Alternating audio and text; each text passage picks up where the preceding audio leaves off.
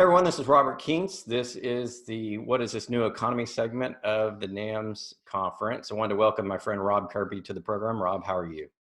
I'm doing okay, Rob, and nice to see you again. Yeah, it's been a while since we talked. And what I really wanted to talk about was what's going on right now. We'll start off the conversation with COVID. I know COVID came along. People are calling it a pandemic, depending on what you believe. Uh, But whether or not it's a real pandemic or not, it's affecting the economy. In the United States, we've had now going on our second shutdown. California shut down a second time. They're talking about that where I live here in Texas. And it's totally wrecking the economy. We have issues with commercial real estate. We have issues with retail. We have massive unemployment. Just wanted to get your thoughts on where the economy is right now due to COVID.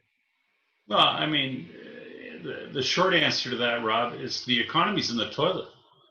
And it's not really going to get out of the toilet, I don't think, anytime soon.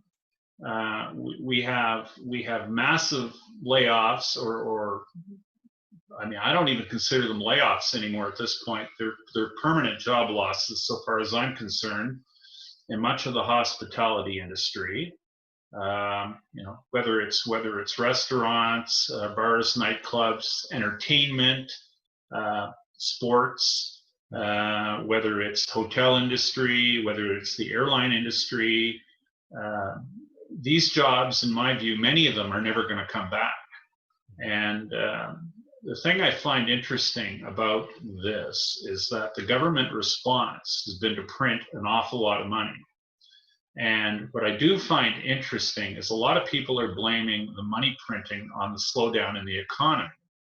Well, all I can say to that is that a year ago, when things had the appearances of being quite normal, I was stating very publicly that we needed a blizzard of new money creation because of the design of fiat money with compound interest itself, and the notion that we were on a vertical parabolic growth curve for fiat money. Problem with fiat money being that when the principal is created, the interest is not created, which necessitates further money growth just so that the interest can be paid on the outstanding money balances, because in a debt-based system, all money that's created is loaned into existence. And as I said, when money's loaned into existence, the interest due on the loan is not created. And somewhere down the road, you see, that creates a problem. And as Chris Martenson has explained very, very concisely in his segment called The Crash Course, you reach a point where money growth inflects and goes vertical. Well, we are on the vertical curve now of money growth. And I mean, I recognize this. It sunk in with me back a number of years ago. And I was saying last year that we need money growth, unprecedented money growth. And I didn't know what the excuse was going to be for the unprecedented money growth. But lo and behold, we got the excuse. And, coincidentally, it happened to be called COVID. And that explains the observable money growth as expressed by the bloating of the Fed's balance sheet. But in addition to the observable money growth, as expressed by the growth in the Fed's balance sheet, lo and behold, work is starting to express itself where there is unseen money growth that's occurring, basically in plain view if you know where to look. And to that end, I would reference the work of Dr. Mark Skidmore, PhD economist from Michigan State University, and what he is uncovering in his examination of internal government accounts under the umbrella of Social Security Trust edifice is that there is evidence of extreme, and I mean extreme, unaccounted for or unacknowledged money growth. So this is the position we're in, and how this gets revealed or related to the public going forward, I can't say I'm an expert at or know exactly how it's going to be revealed. And truth be known, I would say that the the extent or the sheer amounts of money that are being created that are not accounted for or disclosed publicly are so enormous, it's very difficult for people to take these pronouncements or accusations seriously. But rest assured, the money is being created, and I would argue because it has to be created. And going forward, even more money will need to be created. And the biggest problem that governments have going forward is where they put this money that must be created, where they hide it so it isn't observably recognizable, which would cause a run on the currency and conceivably an abandonment of the dollar as the world's reserve currency. So that's where I see us. So let's go back for viewers of this program who may not understand or have the history and background on how much money is actually being created. I'll start with what the St. Louis Fed says has been created, which is somewhere between 1.6 and 1.8 trillion.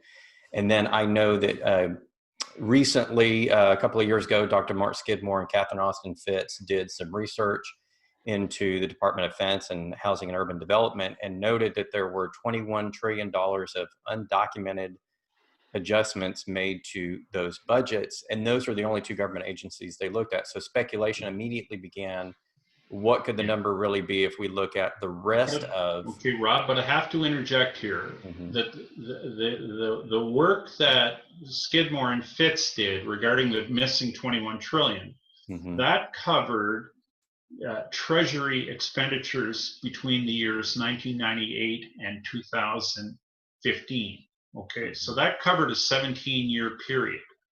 But let's just say the ongoing work of Dr. Skidmore is now concentrating on the years 2016 up to 2019, where we have our most recent government data.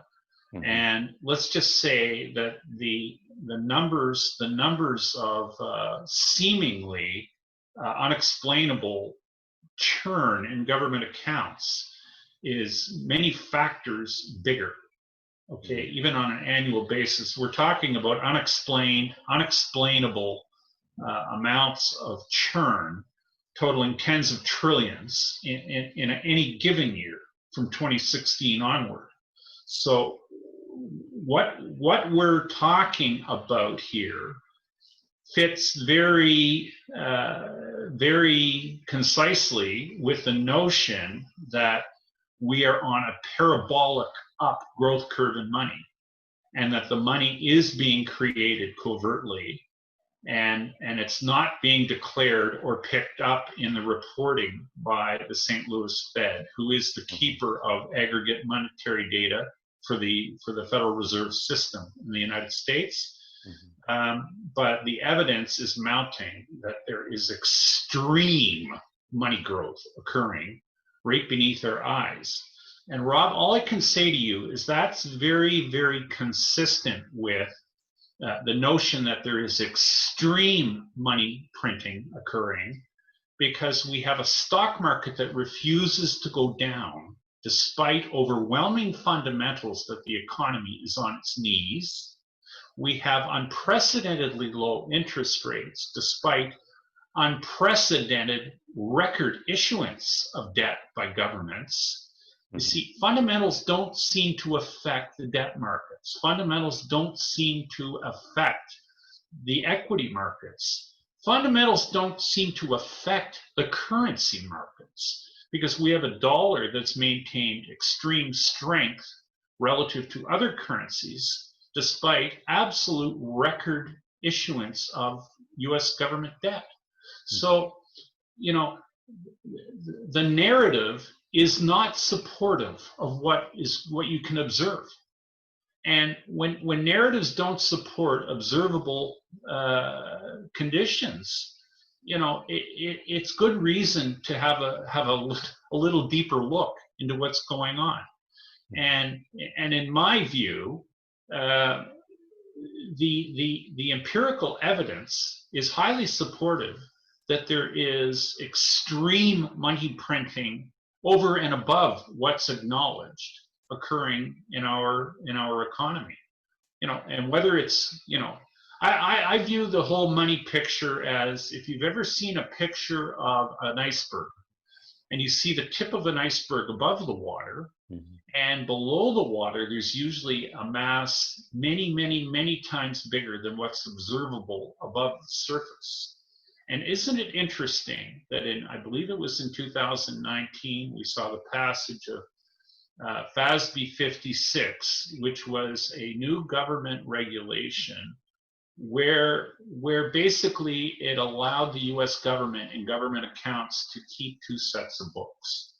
They basically threw accounting to the wind when it comes to federal government accounting. And to me, that is an absolute signpost that they had issues with their accounting and were having trouble dealing with the money creation that was happening, let's just say, beneath the surface. And so this money, in my view, is being created. I refer to it often as dark money.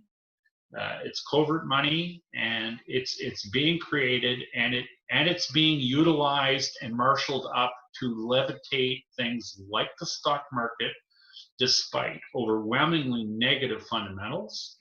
It's being utilized to suppress precious metals by issuance of claims or promises of metal in the futures markets when there are observable physical constraints and tightness in supply of both gold and silver being reported across the world.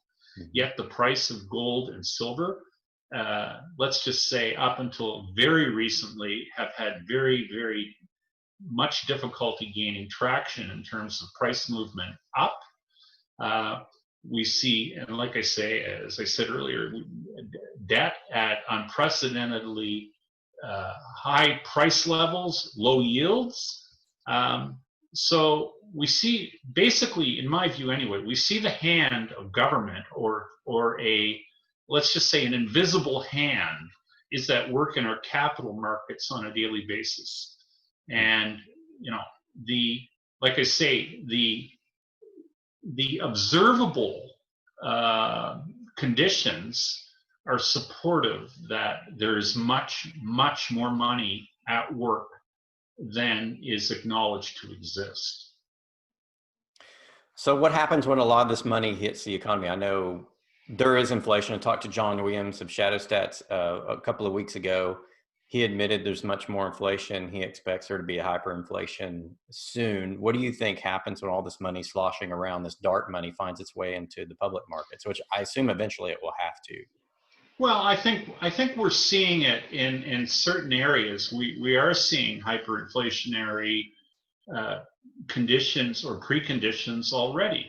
I'm not sure if I've shared this with you personally, but I know I've stated it in other interviews. I have a family member who's engaged in the procurement of PPE, personal protective equipment, for the medical field for a team of between 300 and 500 doctors who see patients on a daily basis. And let's just say the cost of a disposable gown made of paper that doctors wear when they see each patient has gone from 50 cents back in January to $50 currently.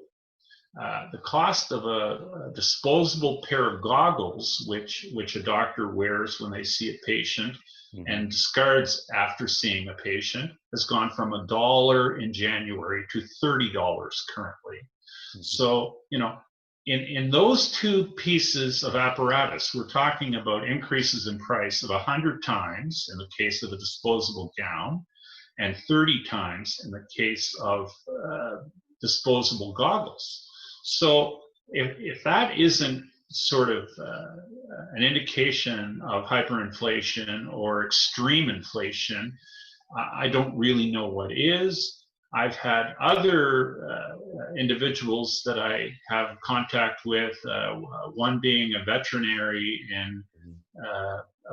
doctor in the United States, who's telling me that he's having trouble accessing hydromorphone, which is a morphine derivative, that's used as an anesthetic in his medical practice for animals. I mean, if all I'm saying is, I don't really know if the prices of morphine at the industrial level have gone up, but I mean, if we were to add morphine prices going up by many factors, I mean, when do we admit that we have an inflation problem? I mean, it's not, of course, Rob, it's not showing itself in the gold and silver market. You see, the price of gold has not gone up. It hasn't even doubled. It's maybe gone up 10 or 20%.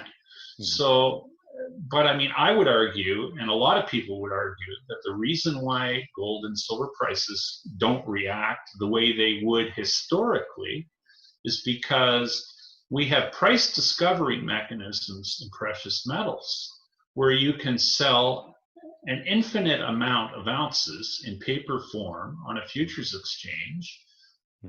But in the real world, if you need 10,000 ounces of silver, even on the wholesale level, like in industrial bars, you can't get them. I mean, I happen to be a good friend of probably the biggest metals dealer, physical metals dealer in Canada. And he has shared with me an experience that he had roughly 3 weeks ago, where he was had made a practice of buying 1,000-ounce silver bars and recasting them into 10-ounce bars and 100-ounce bars, so he would have product on his shelf at retail for retail investors, because the demand for physical metal at retail was extreme. And he told me that for the first time in his 30-year business in the metals, he could not buy 10 1,000-ounce silver bars for immediate delivery. Yeah. This has never happened to him before. But this is the kind of shortages that are cropping up. And you see, it used to be months ago when we saw shortages, for instance, in physical silver, the shortages would be months ago would be at the sort of the mint level, like where there were bottlenecks, where the mint couldn't produce enough coins, and and people would talk about there being shortages of product, and it would be explained away as, well, that's a problem with the mint, because there's plenty of product available at the wholesale level or the industrial level in the 1,000-ounce bar market. There's all the silver you could ever want. Well, let's just say that the industrial market or the big bar market in silver, 1,000-ounce bars, we are now seeing shortages and unavailability cropping up there. And that's indicative that silver, there's a run on silver. And sure enough, in the last month and a half, silver has seemingly gained some traction and prices seem to be moving up. And in my view, they can go a lot higher. Yeah, I think on the COMEX, Rob, last week I did a video showing how much, how many contracts are standing for delivery in silver futures. I think 13,000 something, and it added up to 69, almost 70 million ounces that are demanding delivery for the July contract. And also, if you look at what JP Morgan and some of the other bullion banks have done, they've moved, I think JP Morgan's moved over 30 million ounces from eligible to registered, meaning they're going to put it forward for actual delivery on contracts. So I think there's some people standing for delivery on COMEX, and I think it may be because of what you said, because they're having trouble finding it elsewhere. Is that what you're saying as well? Yeah, that's absolutely, that's the observable versus the narrative that there's plenty. And you see, the narrative is not supported by what is observable in the real world. Right. I wanted to change topics for just a moment. I'm going to share a poll that we did regarding negative interest rates. I'll put this up for you. This we did over Twitter and over the conference app. And we asked the question, and can you see this, Rob? Sure thing. So if the Fed announces negative interest rates, what happens? We had about 29% say business as usual, 8% said it'll slow down, but we'll still be fine. And then 63% said debt and dollar collapse, which I found pretty interesting that people were at that point. Do you think the US is going to go to negative interest rates? And if so, what do you think happens? Whether or not they attempt to go to negative interest rates is a very good question. I'll say that I believe the Fed is absolutely paranoid, and it probably keeps them awake at night, pondering the negative consequences if they attempted to go to negative rates. Because it's my belief that if the Fed tries to take US rates negative in the Treasury market, that the reason for countries holding dollars in their reserve accounts will disappear and the dollar will collapse or come under extreme pressure. And that being said, I know there's the argument, well, the euro has, got predominantly negative rates in the Eurozone. To that, I would say that's fine. I acknowledge that the euro has negative rates in much of the Eurozone, but I would also offer this. In most countries' reserve accounts, they don't hold big amounts of euros. But they do hold predominantly big amounts of dollars. And when you are running a reserve account where you have got for instance, in the case of China or Japan, when you have €1 trillion in your reserve, $1 trillion in your reserve account, and if you're suddenly facing the prospect of that trillion earning a negative rate of return, your impetus to hold dollars goes out the window. Okay, like China doesn't hold €1 trillion in their reserve account, but they do hold $1 trillion. And if you take away the incentive, and the incentive being a positive rate of return, if you take that incentive away, my inclination to hold those dollars disappears, because at that point I might as well take my chances at earning zero with gold, which is in physical short supply. I might even want to put it in Bitcoin because it doesn't have a yield either. So all I'm saying is I believe this keeps people at the Federal Reserve up at night pondering, because I know they would love to take US rates negative, because it would alleviate a lot of the funding issues that the American government has in terms of rolling over its existing debt. But I mean, the reality is, okay, and this is just the fundamental reality. The American government cannot afford to pay market rates of interest if rates of interest were set in a free market. So that's why we have distorted yield curves. That's why we have negative rates in the Eurozone. You see, this is all exposing the hand of government in our capital markets, because interest rates should not be negative.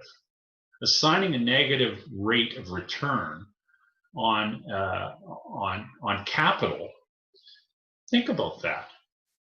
Human beings are human capital, and I mean, from the globalist standpoint, they want to get rid of a lot of us anyway, because the globalist edict is that the proper population for the world is 500 million people. Well, we got a population of 7 billion, so they don't really have a lot of us in their best intentions or plans long term. But I mean, assigning a zero value to capital is like saying a person is worthless and a person has no productive capacity, and that debases capital. What it does further, Rob, it debases effort. It's like saying your effort is worth nothing. And if effort's truly worth nothing, then why should we get out of bed in the morning? That's true. I think the case for gold is that it stores value over time, and it's a store of one's labor. Absolutely. Positive through time. And if you're going to negative interest rates, especially on savings accounts, you're going to be destroying people's labor, depending on what the rate they set it at, faster than they can provide the labor. So that becomes like you said, that becomes a self-destructive system in which people just can't function and can't support themselves. And obviously, you're going to have people starving, so on and so forth. And since you mentioned Bitcoin, I want to talk about cryptos for just a moment. We did another poll as well. Here's one that had, given the cash and coin shortages. Now, the cash shortages I'm talking about have to do with the repo market, and the coin shortages I'm talking about have to do with recently the Federal Reserve saying they don't have enough coinage due to COVID. What do you think the chances are that we go to a cryptocurrency here in the US? An official cryptocurrency? Well, in my view, given that the current monetary system has deficiencies, which in my view cannot be solved, I absolutely expect monetary officials in the Western world to push towards and ultimately jam down the public's throat a digital alternative, which very likely will be crypto. But the big issue in terms of a crypto adaptation, in my view anyway, is that monetary authorities in any crypto solution that they've pushed or sort of put forward doesn't have the crypto solution being decentralized.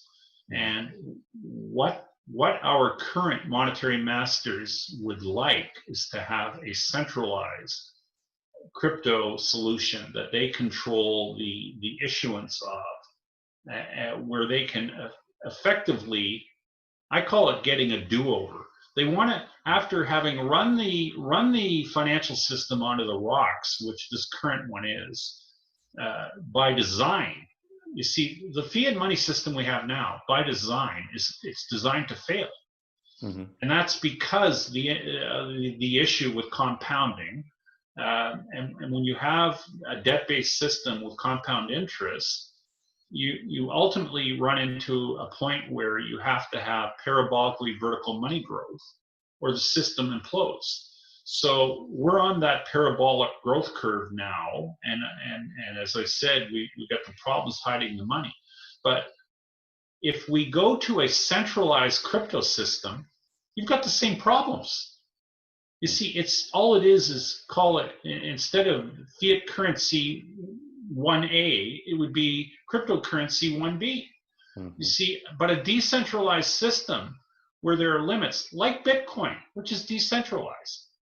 You see, we know that there will only ever be 21 million Bitcoins ever produced, which means that as the demand for currency increases, we have to move the decimal point to the right in terms of its price. And sorry, that's to the left. Anyway, all I'm saying is the value of Bitcoin has to go up to satisfy, the increase in demand for Bitcoin. And this is the thing that you see, the detractors of a gold standard classically say, well, we can't have a gold standard because there isn't enough gold to satisfy, currency under a gold standard. And my reply to that is that that's a ridiculous statement, because gold is basically infinitely divisible. And see, to me, the problem with gold isn't the supply. The problem with gold as a monetary standard is the price. You see, instead of gold being $1,800 US an ounce, maybe the real price of gold should be $1,800 a gram, or maybe it should be $4,000 a gram. And if we were to move the decimal point, or if we were allowed gold to price itself in a free market, the gold standard would function very, very well. So, I mean, let's just say the adherents of and the promoters, or the people who talk fondly of Bitcoin being a new currency alternative, they of course think in terms of Bitcoin being allowed to trade freely. And and they can envision Bitcoin prices of 100,000 or $1 million a coin. And if Bitcoin is allowed to price itself in a free environment, There's no doubt in my mind that those kind of prices are achievable. But I mean, if we had a free market in gold, gold could be priced in the same manner, shape, or form as I mean, we could have $100,000 an ounce gold. And the reason we don't have, and it hasn't been allowed, is because if gold trades freely, and if gold were to trade at $100,000 an ounce, Rob, that would be an F on the report card for our monetary officials currently. And it would require admissions that fiat money with compound interest is faulty by its very design. The keepers of that system do not want to acknowledge the shortcomings of it and them and their efforts to keep it from being recognized as such.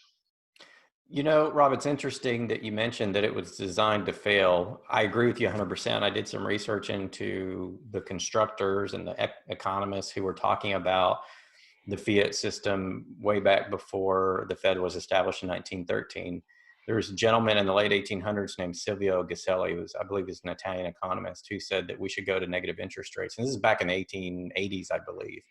John Maynard Keynes thought that he was a prophet and believed that, you know, Silvio should be lauded in economic circles for his theory on negative interest rates. And there were other economists as well. So I believe that people who set up the system in 1913 knew that the system had to destroy itself. I think they understood that, but they wanted a system which would allow them to basically be captains of the economy, control the money supply for as long as they could until they could figure out what the next system was. And I think that's what it allowed them to do. But I think they knew all along it was going to destroy itself. And I don't buy, you know, there are a lot of apologists for the Fed out there who say, well, they're just trying to do the best they can and they saved us from the last collapse and blah, blah, blah. And I think it's all crap. I think the people who set it up knew what was going to happen. And it just so happens we're at the end of this system, and the destruction that's going to be wrought on savers in the West, on people who work for a living and get paid in dollars, and people that, you know, have contracts in dollars and things like that, is just going to be immeasurable when the system finally blows up. I don't know what your thoughts are on that. Yeah, well, listen, I'm completely with you with what you just stated, and furthermore, with regards to John Maynard Keynes being completely aware of the notion that his Keynesian monetary system that he put forward was seriously flawed. The man was absolutely well aware that it was a system designed to fail, because it was pointed out to him by academics back in the day. And they said, you do realize that your system guarantees failure because of the problem with compounding, you know, in a debt-based system where the principal's created but not the interest. And he literally just shrugged his shoulders when presented with that fact. And he just said, why would I care? In the long run, we're all dead anyway. Well, the problem for people like you and I, Rob, is we are now living in the long run. That's right. And the system is dying. Yeah. It's dying in front of our eyes. And you see, the monetary officials that have been given the part in this sordid play of being God, they don't want to relinquish their role. You see, when you get to play God, it's a pretty powerful elixir. And there aren't many people that voluntarily retire from the position of being God. And when you have the ability to create money in unlimited amounts and infinite amounts, you know, you really can play or act like God in our material world. So, and I'm not talking spiritually here.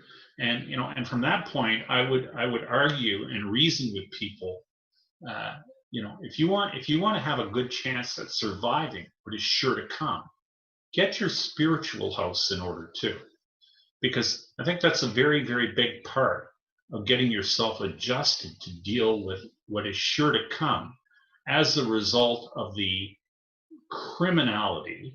And when I talk criminality, I'm not talking about silly laws that are written in lands where governments pass a law saying they can do whatever they want or whatever they say is good.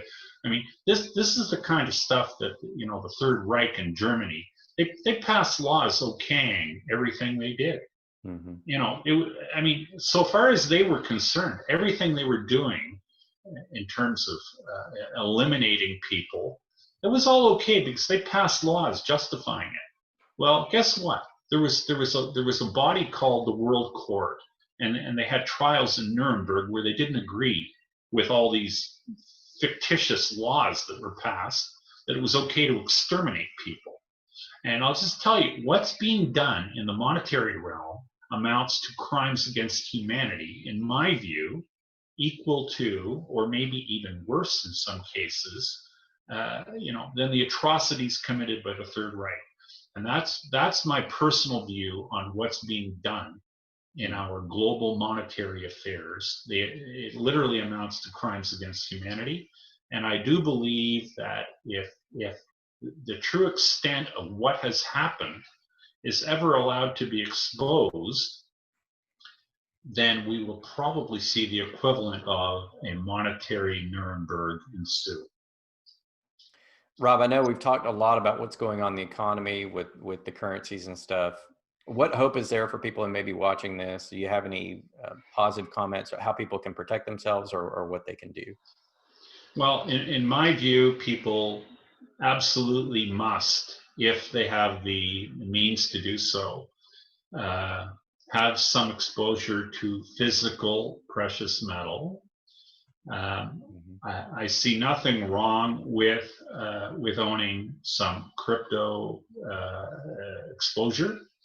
I'm a little bit dicey or sketchy in terms of exactly which cryptos to hold. If I was going to pick one that I was going to have exposure to, I would suggest probably Bitcoin, only because it's the biggest and it seems to have traction and it seems to have more or less global acceptance. I think it's very important in this day and age for people to have some storable food on hand, because we are seeing increasingly more supply chain disruptions across the board.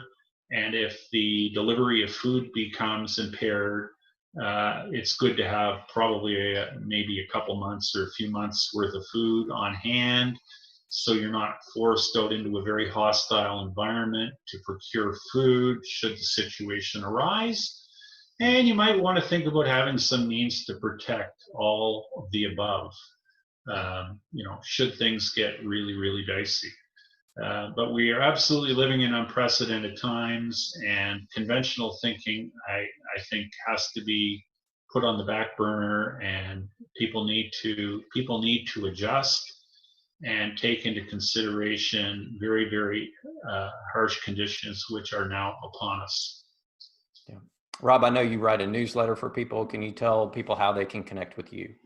You can connect with me through kirbyanalytics.com. Okay. Great, Rob. Thank you so much for the interview. I appreciate it and look forward to speaking to you again. Yep, I'm looking forward to it too. Cheers.